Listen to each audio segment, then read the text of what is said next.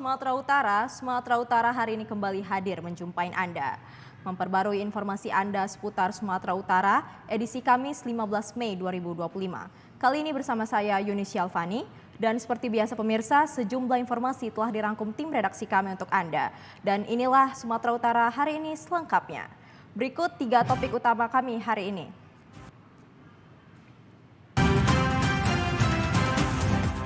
Polisi amankan pengedar 2 kg sabu. Pemko Medan siapkan strategi atasi tawuran belawan. Kloter 12 tutup gelombang 1 embarkasi Medan.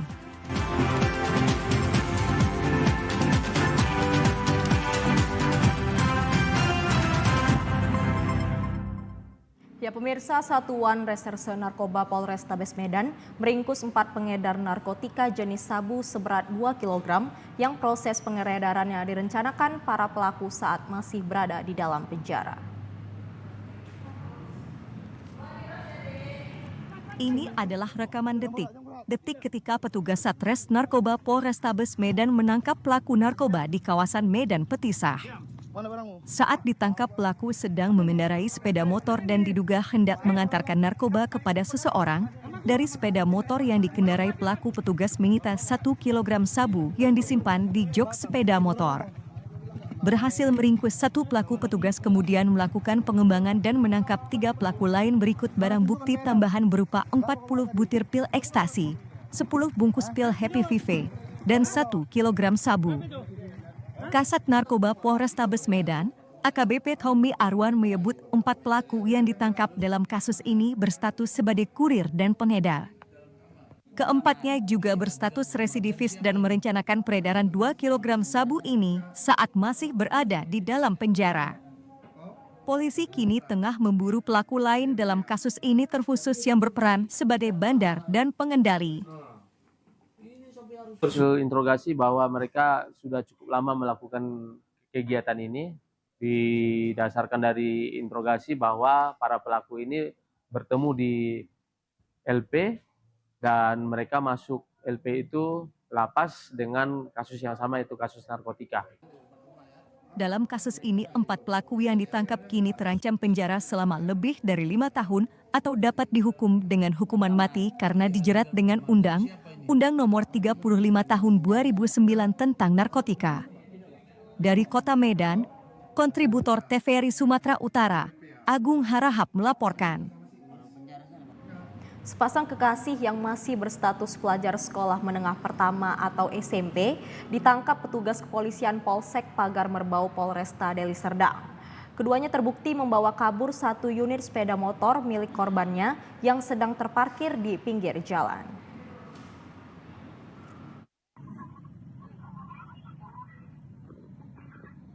Dalam aksinya, komplotan dep kolektor yang berjumlah 9 orang ini menghentikan paksa mobil korban Irma Dani warga Provinsi Riau. Para pelaku menghadang mobil korban dengan memalangkan sepeda motor mereka di Jalan Cokro Aminoto, Kisaran, Sumatera Utara.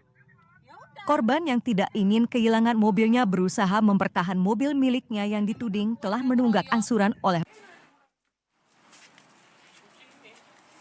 pelaku masing-masing berinisial SS, remaja laki-laki berumur 15 tahun warga desa Tanjung Gusti, Kecamatan Galang, kemudian pelaku berinisial Dera, remaja wanita berusia 15 tahun warga desa Jaharumbe, Kecamatan Galang. Kedua pelaku merupakan pelajar kelas 9 di sekolah yang sama, di salah satu sekolah yang berada di Kecamatan Galang. Adapun kronologis pencurian berawal pada hari Sabtu 10 Mei 2025 yang lalu. Sepeda motor milik korban Saria Boru Siahaan sedang terparkir di pinggir jalan di Desa Jati Baru, Kecamatan Pagar Merbau. Melihat ada sepeda motor dan situasi sedang sepi dan kedua pelaku yang sedang melintas di sekitar lokasi. Karena ada peluang, kedua pelaku berniat membawa kabur sepeda motor tersebut. Setelah berhasil mendorong sepeda motor ke jalan, kemudian pelaku mencoba menghidupkan sepeda motor tersebut dengan menggunakan kunci sepeda motor yang mereka gunakan. Ternyata mesin sepeda motor korban berhasil dihidupkan. Selanjutnya, kedua pelaku membawa kabur sepeda motor curian tersebut. Kapolsek Pagar Merbau, itu Ronald Sihite mengatakan, kedua pelaku masih berstatus pelajar siswa kelas 9. Saat diinterogasi, pengakuan kedua pelaku, aksi pencurian ini baru pertama kali mereka lakukan. Sepeda motor yang berhasil dicuri ini nantinya akan mereka pakai sendiri, tidak untuk dijual. Si perempuan dengan si laki-laki ini pacar. Menggunakan Vario warna merah, kereta si perempuan inilah jalan.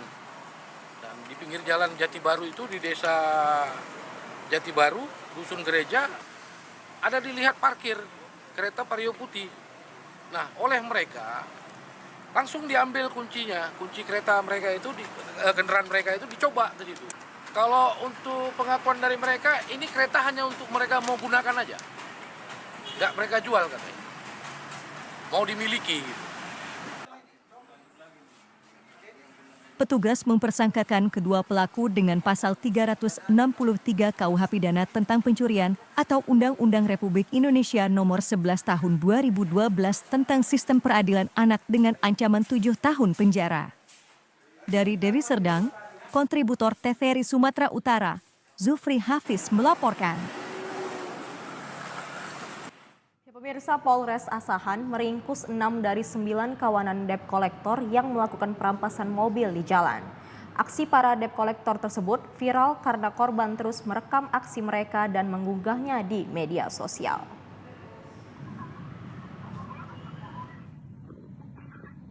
Dalam aksinya, komplotan debt collector yang berjumlah 9 orang ini menghentikan paksa mobil korban Irma Dani warga Provinsi Riau. Para pelaku menghadang mobil korban dengan memalangkan sepeda motor mereka di Jalan Cokroaminoto, Kisaran, Sumatera Utara. Korban yang tidak ingin kehilangan mobilnya berusaha mempertahan mobil miliknya yang dituding telah menunggak angsuran oleh para komplotan debt collector. Yang mengaku dari perusahaan lesing PT Adira Finance tersebut, dengan beringas para komplotan debt collector berbadan tegap itu merampas kunci mobil korban. Selanjut korban dipaksa keluar dari mobil dan menarik mobil itu dengan truk derek. Meski korban berteriak, namun mereka tak menghiraukannya. Setelah kejadian tersebut, korban membuat laporan polisi berbekal video rekaman korban. Akhirnya polisi berhasil meringkus 6 orang pelaku berinisial MMA, RMS, IRW, HZ, HRS, dan WR.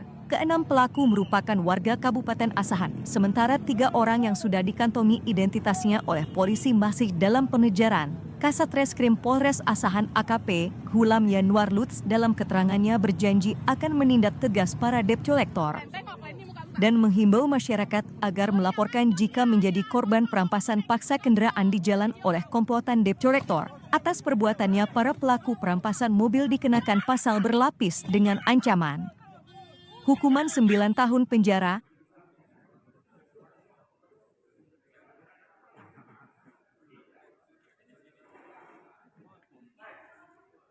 Kasus perampasan yang dilakukan oleh sejumlah debt collector yang ada di Asahan terkait kasus dengan pemerasan yang dilakukan oleh beberapa debt collector. Harapan kami kepada masyarakat dari Kabupaten Asahan, mengingat maraknya beberapa kasus penarikan yang ada di beberapa provinsi, kami mengimbau silakan kami terbuka bahwa apabila rekan-rekan atau masyarakat menjadi korban silakan membuat laporan, karena dari mekanisme penarikan itu sendiri sudah diatur di dalam. Dari Tanjung Balai, kontributor TVRI Sumatera Utara, Taufik melaporkan. Ya pemirsa, maling spesialis bongkar rumah yang sudah berulang kali beraksi diamankan unit Reskrim Polsek Medan Barat. Modus operandi pelaku membongkar rumah menggunakan linggis dan mengambil barang berharga milik korban.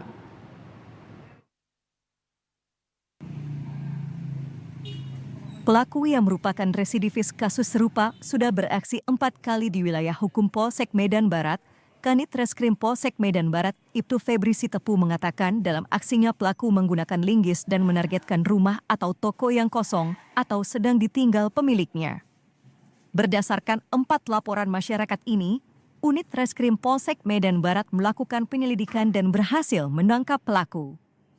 Saat ditangkap, pelaku yang membawa sajam sempat melawan dan hendak menyerang petugas. Polisi pun memberikan tindakan tegas terukur dan menghadiahi kaki korban dengan timah panas. Dari tangan pelaku, Polisi menyita alat bukti senjata tajam, sementara barang hasil curian sudah dijual pelaku dan uang hasil curian digunakan untuk kebutuhan sehari-hari. Pelaku saat ini mendekam di jeruji besi Polsek Medan Barat dan terjerat pasal 363 pencurian dengan pemberatan dengan ancaman hukuman 7 tahun penjara.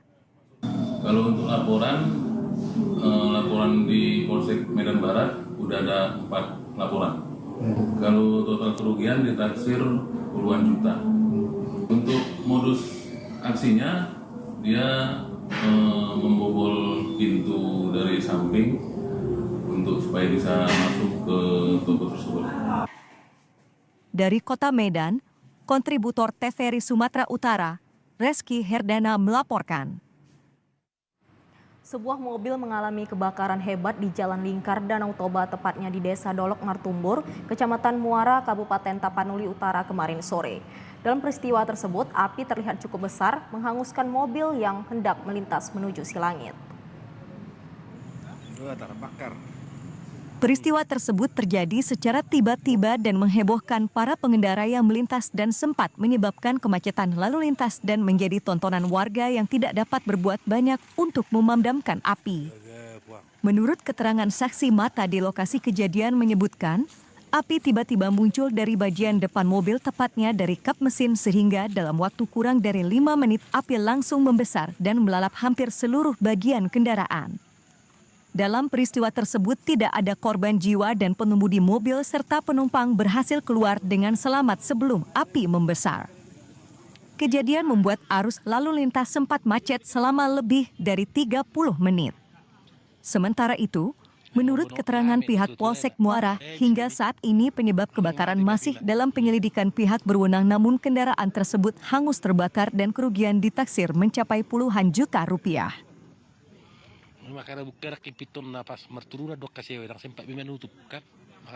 Ya pemirsa, kami akan segera kembali dengan sejumlah informasi lainnya. Tetaplah bersama kami di Sumatera Utara hari ini.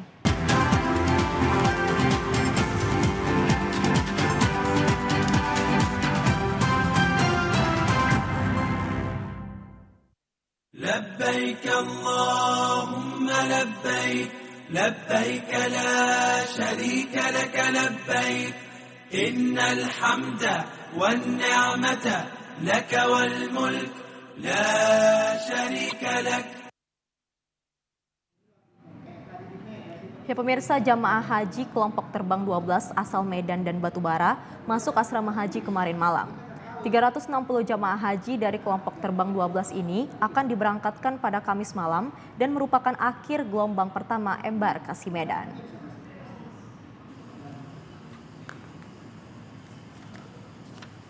Ketua Petugas Penyelenggara Ibadah Haji Embarkasi Medan, Ahmad Kosbi, mengatakan gelombang pertama keberangkatan haji diakhiri kelompok terbang 12 yang berasal dari Kabupaten Batubara dan Kota Medan. Jamaah haji kelompok terbang 12 ini tiba di asrama pada pukul 9 malam tadi dalam keadaan sehat.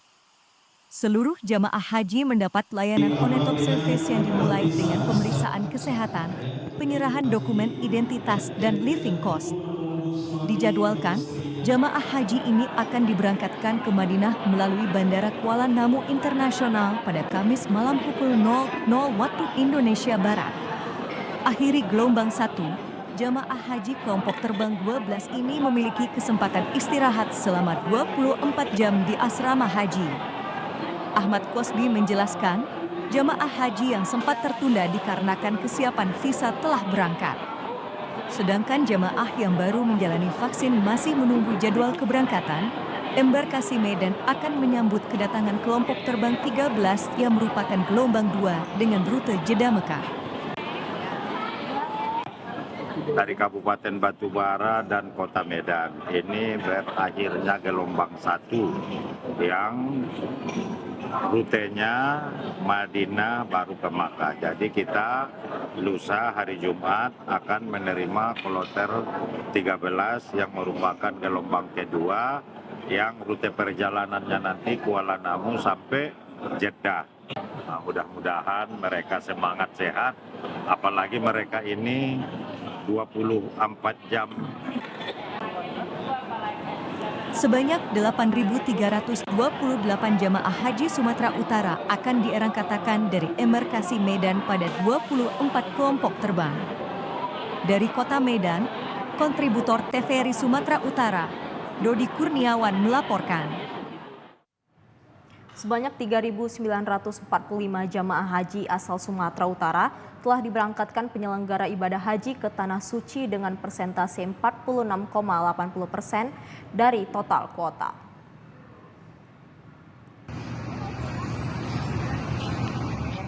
Sejak pagi hari, suhu sudah menunjukkan peningkatan signifikan. Di siang hari, suhu sudah mencapai 38 derajat Celcius dan diprediksi terus naik hingga 42 derajat Celcius pada siang dan sore hari. Kepala Daerah Kerja Mekah Al-Makhzumi menyampaikan imbauan agar jemaah tetap waspada dan melindungi diri dari terik matahari. Pada malam hari, suhu di Mekah diprediksi masih tinggi, yaitu sekitar 31 derajat Celcius. Kelembapan udara yang rendah menjadi faktor tambahan yang beresiko menyebabkan dehidrasi, sehingga jemaah diimbau untuk rutin minum air putih dan membatasi kegiatan di luar ruangan. Untuk selalu menggunakan tutup kepala, menggunakan payung kalau keluar di hotel-hotel, dan selalu membawa air minum untuk menghindari dehidrasi. Dan ini penting karena cuaca yang cukup panas dan memang suasana di kota Mekah ini kita lihat memang suasananya bebatuan dan padang pasir, sehingga hal ini harus kita sesuaikan. Hingga saat ini sekitar 57 kelompok terbang atau 22.000 jemaah haji Indonesia telah tiba di Mekah. Jumlah ini akan terus bertambah hingga mencapai 203.320 orang menjelang puncak haji. Sebanyak 205 hotel telah dipersiapkan untuk penampung jemaah. Setiap hari mereka mendapatkan layanan makanan 3 kali dan bus sholawat yang akan mendukung aktivitas ibadah ke Masjidil Haram. Seluruh layanan tersebut diharapkan dapat membantu kelancaran ibadah jemaah haji. Jemaah juga diimbau untuk tidak memaksakan diri melakukan ibadah sunnah jika kondisi kesehatan tidak mendukung agar tetap fit saat puncak haji.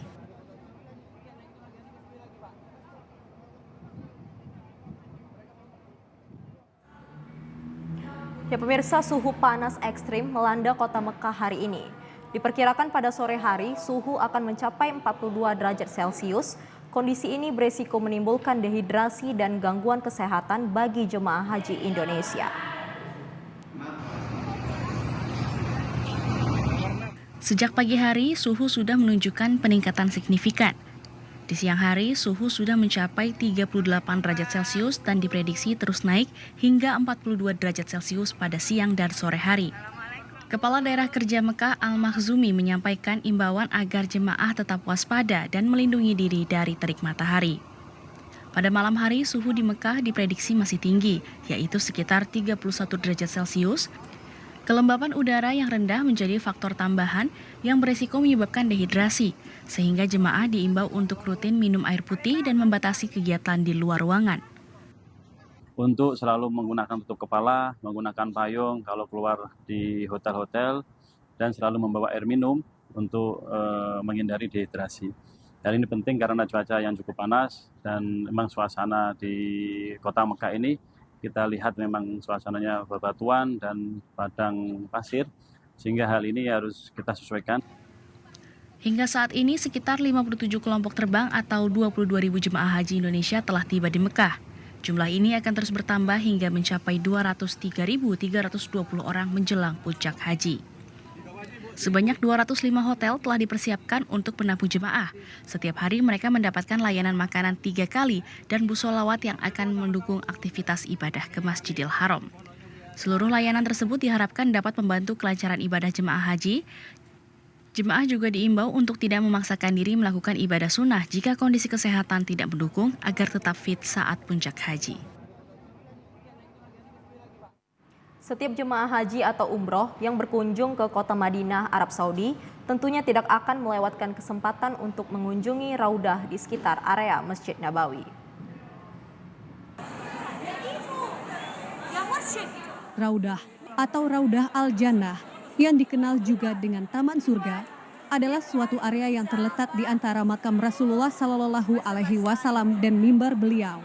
Untuk dapat masuk ke raudah, pemerintah Arab Saudi memberlakukan aturan bagi jemaah haji harus melakukan reservasi terlebih dahulu di aplikasi Nusuk agar berjalan dengan tertib. ribuan jemaah dari seluruh dunia setiap hari harus antri menunggu giliran untuk dapat melihat makam Nabi Muhammad SAW sembari melakukan sholat, zikir, dan berdoa. Karena berdoa di Raudah sangat mustajab. Pada musim haji tahun ini, para jemaah haji dari Indonesia khususnya Kota Medan juga melakukan kunjungan ke Raudah. Pada sore hari untuk kaum pria dan malam hari untuk jemaah wanita agar tidak terlalu panas dan lebih tenang dengan didampingi pemandu yang telah lama tinggal di Arab Saudi.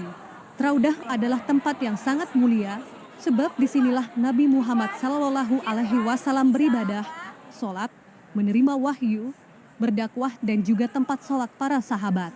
Lokasi ini kini terlihat sangat indah dengan ornamen-ornamen yang khas. Di dalam Raudah, jemaah haji hanya diberi waktu sekitar 15 menit saja. Setelah waktu habis, para petugas dengan tegas mempersilahkan pengunjung untuk keluar melalui pintu samping sebelah kanan. Banyak jemaah yang mengabadikan momen langka tersebut dengan swafoto dan video. Setiap jemaah haji yang hendak memasuki area Masjid Nabawi akan diperiksa petugas dari Kerajaan Arab Saudi terkait dengan visa jamaah haji. Dari Kota Madinah, Arab Saudi, kontributor TVRI Sumatera Utara melaporkan. Seribuan warga mengiringi pemberangkatan jamaah haji asal Kabupaten Batubara. Sebagian pengunjung tidak kuasa menahan haru melepas keluarga mereka yang akan menunaikan ibadah haji ke Tanah Suci Mekah. Jamaah haji ini dilepas di halaman kantor Bupati Batubara pada Rabu 14 Mei 2025 sore yang dihadiri Bupati Batubara Baharudin Siagian bersama unsur Forkopimda. Seribuan keluarga jamaah haji telah berkumpul memadati lokasi pemberangkatan sejak siang hari. Banyaknya warga yang hadir sempat membuat petugas Satuan Polisi Pamong Praja kewalahan mengatur warga agar tidak menghambat jamaah haji yang akan naik ke dalam bus. Jamaah haji asal Batubara berjumlah 275 orang, terdiri dari 100 jamaah laki-laki dan 175 jamaah perempuan ditambah 7 petugas haji. Adapun jamaah tertua berusia 86 tahun dan jamaah termuda berusia 23 tahun, mereka tergabung dalam kloter 12 embarkasi Medan. Para jamaah haji ini diberangkatkan ke Asrama Haji Medan dengan menggunakan 8 unit bus. Mereka akan diberangkatkan ke Tanah Suci melalui Bandara Kuala Namu pada Kamis 15 Mei 2025. Bupati Batubara Baharudin Siagian berharap seluruh jamaah dalam keadaan sehat saat diberangkatkan dan kembalinya ke tanah air serta menjadi haji yang mabrur.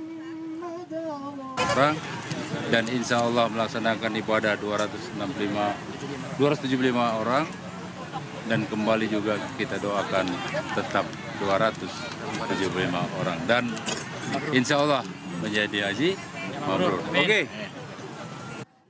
Dari Kabupaten Batubara, kontributor TVRI Sumatera Utara, Catur Haryono melaporkan.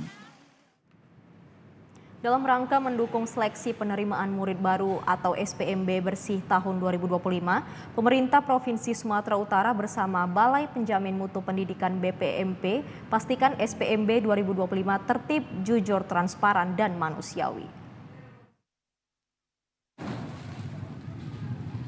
Guna mengatasi kerawanan akan kita kepalkan tangan.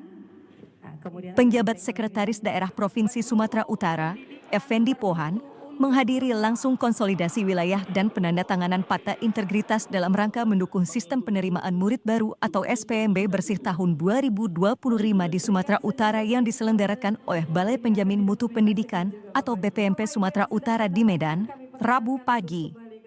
Melalui momentum ini, Sekda Provinsi Sumatera Utara memastikan bahwa pada SPMB tahun 2025 tidak ada anak yang tertolak hanya karena alasan tidak ada orang dalam.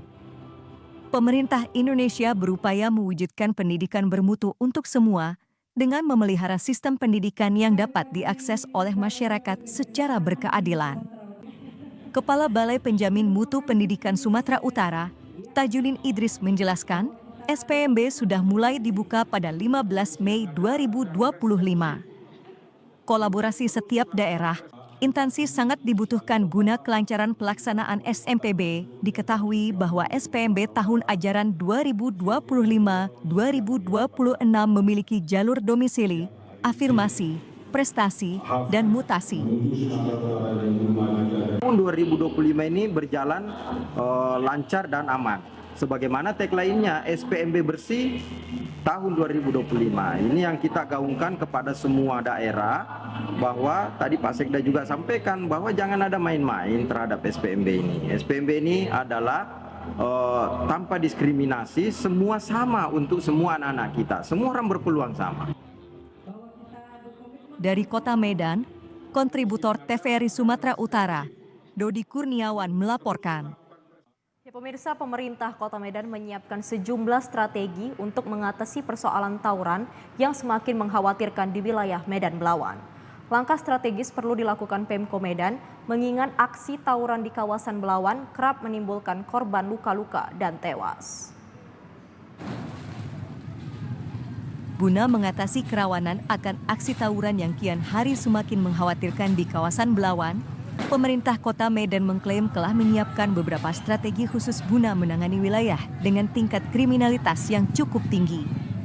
Aksi tawuran antar remaja bahkan antar kampung di kawasan Belawan telah menunjukkan tren yang mengkhawatirkan, terutama dalam beberapa hari terakhir, sebab korban yang jatuh kini tak hanya sekadar luka namun telah merenggut nyawa. Wakil Wali Kota Medan, Zakiuddin Harahap mengatakan Pemko Medan akan menerapkan beberapa pos khusus yang bekerja sama dengan TNI Polri guna meminimalisir tawuran yang terjadi. Selain itu, Pemko Medan juga menyebut telah menyiapkan langkah berupa ketersediaan ruang kreasi bagi anak-anak muda yang diharapkan mampu menjadi alternatif berkegiatan positif yang mengedepankan kreativitas. Selain menyiapkan pos penjagaan antisipasi tawuran dan ruang kreativitas bagi generasi muda, Pemko Medan dinilai juga harus menyiapkan langkah penanggulangan kawasan permukiman kumuh dan keterbelakangan akses ekonomi yang juga dinilai menjadi faktor penyangga tingginya kriminalitas di Belawan.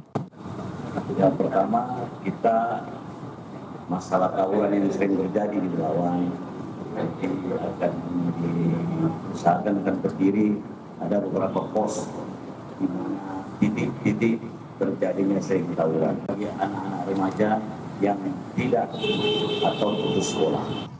Dari Kota Medan, kontributor TVRI Sumatera Utara, Agung Harahap melaporkan.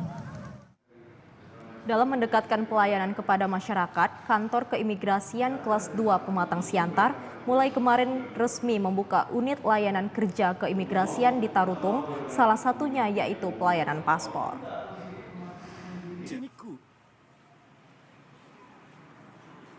Untuk mendekatkan pelayanan perizinan masyarakat dalam pengurusan penerbitan dokumen perjalanan Indonesia atau paspor, Kantor Keimigrasian Kelas 2 Pematang Siantar Pemkab Taput membuka unit layanan kerja keimigrasian di Tarutung. Pembentukan dan pengadaan tempat pelayanan imigrasi dan pemasyarakatan yang terletak di Jalan Sisingamangaraja, Pusat Kota Tarutung ini dibuka 1 kali setiap minggunya, yakni pada setiap hari Rabu guna memperluas pelayanan publik dalam mendukung konektivitas internasional melalui layanan keimigrasian. Persis berada di tengah kota Tarutung, bangunan Asak Pemkab Taput yang selama ini ditempati Perusda Pertanian akan digunakan menjadi kantor pelayanan imigrasi dan telah ditinjau oleh Kepala Kantor Wilayah Direktorat Jenderal Imigrasi Sumut beberapa waktu lalu untuk mempermudah masyarakat dalam pengurusan paspor yang selama ini harus dilakukan keluar kota. Menurut Kepala Kantor Imigrasi Keimigrasian Kelas 2 TPI Pematang Siantar Beni Harahap, untuk tarif pembayaran pengurusan keimigrasian akan disesuaikan dengan tarif penerimaan negara bukan pajak. Untuk pelayanan keimigrasian sesuai ketentuan yang diatur dalam Peraturan Pemerintah Nomor 45 Tahun 2024 tentang jenis dan tarif atas PNBP di lingkungan keimigrasian. Selain itu, dalam melayani masyarakat baik terhadap warga negara Indonesia maupun warga negara asing dalam pencegahan pungli di kawasan ini akan diterapkan zona integritas menuju wilayah bebas dari korupsi dan wilayah birokrasi bersih dan melayani serta melakukan pelayanan tatap muka dengan pemohon dan pemanfaatan sistem berbasis teknologi informasi dalam pelayanan keimigrasian. Kepada masyarakat yang menginginkan ataupun yang bermohon paspor baru, penggantian habis berlaku dan halaman penuh kami akan layani setiap hari Rabu. Kami hanya akan menerima permohonan dari yang bersangkutan langsung, dan pembayarannya sesuai dengan PNBP, tarif PNBP itu dapat dilaksanakan di bank persepsi ataupun kantor pos di tempat lain. Jadi tidak ada pembayaran sama sekali di sini. Dari Kabupaten Toba, kontributor TVRI Sumatera Utara, Budi Hutagaul melaporkan. Pembangunan jembatan Sungai Asahan menyebabkan gangguan pasokan air ledeng karena proyek tersebut melibatkan pekerjaan di sekitar saluran atau pipa air yang ada. Atas gangguan ini menyebabkan putusnya suplai air ledeng sementara di daerah Kelurahan Pasar Porseaya membuat warga resah dan telah terjadi beberapa kali dalam beberapa bulan sebelumnya. Hal ini dibenarkan salah seorang pegawai rekanan PDAM Tirtanadi Cabang Bali Tommy Napitupulu ketika dikonfirmasi pada hari Rabu kemarin. Tommy menjelaskan bahwa beberapa bulan terakhir pihaknya telah sebanyak 3 kali melakukan perbaikan pipa air ledeng yang terputus akibat kerukan alat berat dalam perbaikan jembatan Sei Asahan yang membuat distribusi air ke rumah warga terhenti. Atas kejadian tersebut, warga pun sering mengalami kekurangan suplai air ke rumah dan harus rela mengambil air dari Sungai Asahan untuk kebutuhan sehari-hari. Sementara itu, salah seorang warga Edison Marpaung mengaku kecewa atas seringnya terputus suplai air bersih ke rumah akibat kerusakan pada jaringan pipa yang diduga tidak ditangani dengan hati-hati. Menurutnya, Edison warga sangat disulitkan dengan kondisi tersebut karena selalu mengalami kekurangan air di rumah. Di mana terkadang mau nyuci baju gak bisa, nyuci piring gak bisa, mau masak, sulitlah kalau air gak mengalir ke rumah. Edison juga mengatakan bahwa sering terputusnya suplai air ini sangat mengganggu aktivitas usaha masyarakat dan meminta kepada pemerintah agar memberikan perhatiannya untuk hal ini. Terhalang dengan kehidupan kami dengan air yang seyogyanya adalah kebutuhan krusial yang memang terjadi di masyarakat Persea. Kami sangat memohon agar Perum Tirtanadi harus ikut turun dengan keberlangsungan yang menghalangi kebutuhan air untuk Kecamatan Persea. Dari Kabupaten Toba, kontributor TVRI Sumatera Utara Budi Hutagaul melaporkan. Ya pemirsa, untuk menunjang prestasi dalam dunia olahraga, sangat perlu dilakukan pelatihan secara intensif dan perlunya bakat dari generasi muda sejak usia dini. Pelatihan dan pencarian bibit muda berbakat bisa dilakukan oleh para penggiat dan pecinta dunia olahraga pada lingkungan formal maupun lingkungan sekolah. Seperti halnya yang dilakukan oleh kelompok guru olahraga yang berada di Kecamatan Binjai Timur, Kota Binjai, menggelar kegiatan Pekan Olahraga untuk siswa sekolah dasar. Pekan olahraga ini merupakan pencarian atlet muda berbakat yang dimulai sejak usia dini dengan mempertandingkan 8 cabang olahraga. 8 cabang olahraga tersebut diantaranya pencak silat, karate, bulu tangkis, atletik, senam, sepak bola mini, renang, serta olahraga tradisional yakni hadang atau gobak sodor. Dengan dilaksanakannya pekan olahraga ini diharapkan terciptanya bibit muda berbakat. Pada olahraga ini nantinya akan bisa mengukir prestasi baik di tingkat daerah, nasional, maupun pada event internasional. Pekan olahraga untuk siswa sekolah dasar ini dilaksanakan selama 4 hari dengan dana swadaya dari masing-masing sekolah dasar yang ada di Kecamatan Binjai Timur. Panitia pelaksana, Valencia Tarigan mengatakan, pekan olahraga untuk siswa sekolah dasar ini merupakan agenda tahunan dengan tujuan pencarian atlet muda berbakat sejak usia dini. Untuk itu diharapkan kepada guru olahraga harus mempersiapkan murid untuk bertanding mencapai prestasi yang diinginkan. Tujuannya itu untuk mencari bibit-bibit atlet yang ada di Kota Binjai, terutama Binjai Timur. Untuk tahun ini kita tuh ada 8 cabang. Yang pertama itu ada atletik, silat, karate, renang, bulu tangkis, sepak bola mini, dan satu lagi senam. Kalau kegiatannya itu ada 4 hari. Di hari pertama ini ada hari pembukaan. Harapan saya itu ya bukan harapan saya aja sih ya, seluruh harapan seluruh guru di sini tuh ingin mencari bibit-bibit atlet dari Binjai Timur sendiri. Para atlet muda berbakat ini nantinya diharapkan mampu mewakili daerah pada Olimpiade Olahraga Siswa Nasional atau O2SN. Baik tingkat kecamatan, tingkat kota, maupun Provinsi Sumatera Utara serta tingkat nasional.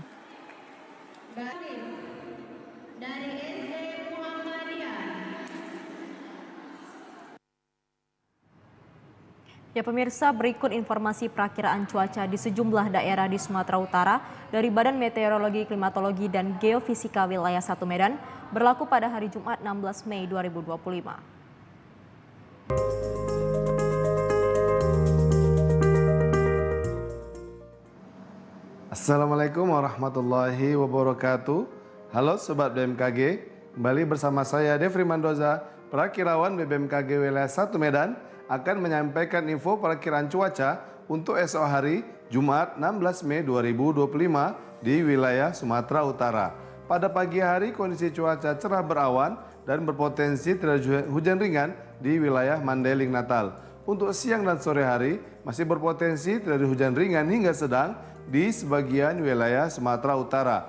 Hujan sedang berpotensi terjadi di Asahan, Deli Serdang, Tanjung Balai, Labuhan Batu Utara, Langkat, dan sekitarnya.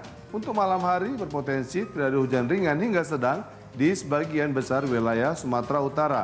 Potensi hujan sedang terjadi di wilayah Asahan, Deli Serdang, Matang Siantar, Langkat, Sedang Badagai, Simalungun, dan sekitarnya. Kemudian untuk dini hari masih berpotensi terjadi hujan ringan di sebagian wilayah Sumatera Utara. Potensi hujan sedang terjadi di wilayah Asahan, Labuhan Batu Utara, dan sekitarnya. Untuk suhu udara berkisar 33 hingga 2 Celcius, kelembaban udara 63 hingga 99%, angin dari barat daya hingga barat laut dengan kecepatan 5 hingga 11 km per jam.